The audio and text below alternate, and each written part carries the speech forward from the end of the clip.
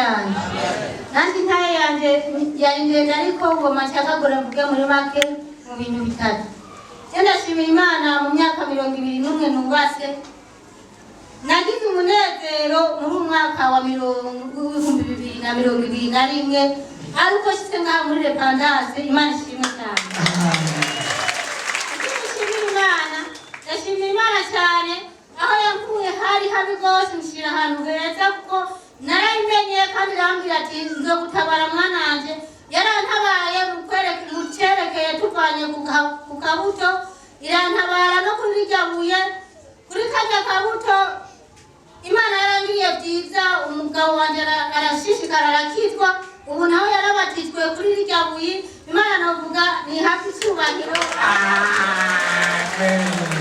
Imana rero ku Imana nisigiye kuzompera iteka kandi kazoshishikara imbahazi kandi nkasaba umurongozi yuko washishikara kumusengera kandi singabirano y'inzozi. Ico si gikorwa urinda kunsaba mu biti kwa gusengera Repentance.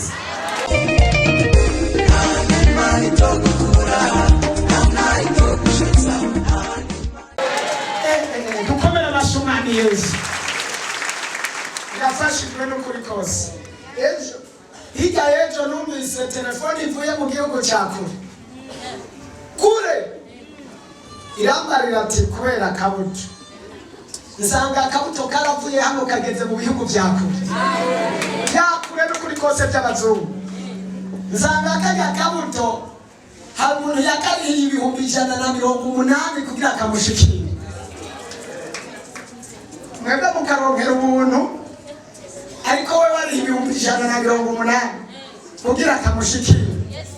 Aravuga ati nakarihiye twaja mututo tubiri agaharage n'agashaza. Ati kamwe agaharage naciye ndagasatura bitaga gahekenya ariko abisi naho karura kidakamira. Ati kwa rubuto ruriko runkorera ibintu yarabimbariye sinobudagira. Yavuze ati bucanyegura wodiyo ndayiringanize ndayirungike ive mu ivyo bihugu ishike hano n'amashimwe namwe muzovyiyumvira.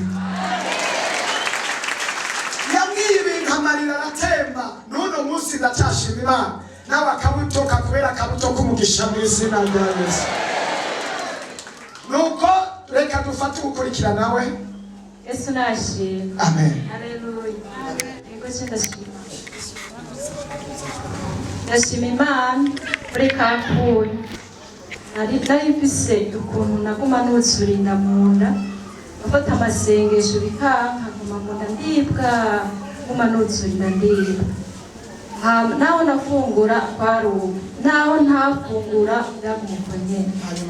Hama rero cyandonka kajya kuyu ndafata nagakoresha kwirya nyene twagakoresha nongera ndagashyira mu mfungu ndafungura nongera ndagakoresha kwirya nyene. Hama munda numvasuye kumera neza. Ubu warakize rero. Ndashimira Imana kandi ngashimira Imana cyagiye twagira iyuzeye ibikorane gusenga naha anya y'ijoro turiko turasenga. Hari ikintu Imana yatabaye ko naciye numva mbohotse umubiri wose numva kubohoka ndumva ko Imana ingiriye neza kandi ngejeje ahandi hantu. Ndashimira Imana. Dukomera amashi umwami wacu Yesu Kristo kubyo yakoze. Akunyu murabizi ari abashitsi kumure batashoboye gusobanukirwa kunyu. Imana yaduhaye yerekwa rimwe Elisa yarafise ryo gusengera umunyu muzanye nkuko umukozi w'Imana yabivuze. Afata umunyu awushira mu isoko uruzi rwahindutse umururazi ruca rurahumanuka. N'ubu rero uzanye akakunyu kawe turagasengera. Ubushobozi bw'amasengesho mw'iryo yerekwa ugakorera nako kunyu ugafunguye cyangwa ugashyira mu tuzi ukanywa cyangwa ukiyoza aho urwaye ucukira. Ni bangahe bamaze kubona igitangaza mu kunyu bashyira amaboko hejuru? Aya maboko n'ukuri kose. Imana ishimwe tuduze icyubahiro cy'umwami Yesu. Ukuntu kwizera Imana ibaho umugisha mwinshi cyane. Kwa Mungu heze naho twari dufise ibuye. Icyo Bibiliya yavuze ngo akabuye abubatsi bagaye niryo ryahindutse rigumya iki?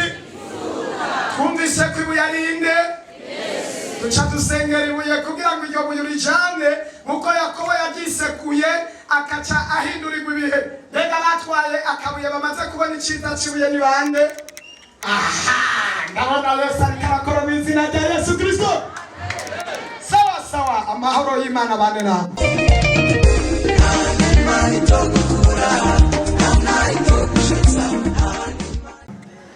Yesu ashimwe. Anje nashaka gushimira Imana kuva mu kw'icenda mbwimvye amaguru niho umukobwa asengera ngaha yambwira ngo bazana gutwara aho sengera pasiteri waha gusengera. Naragiye ahantu henshi basengera biranka, hama tubonanye acambwira ngo baraguhaye ijana ugende ufate umuti, hama basuzumye ca ntangura kuvyimbuka. Ubu rero nicyo ndiko ndashimira Imana, ubu natanguye kuvyimbuka naho bitarahera nizeye ko bizohera. Amen. Umwami Yesu aguha umugisha mwinshi cyane. Ndabona uriko urakira ugereranije nuko wari uri. Dukomera amashyi Umwami Yesu.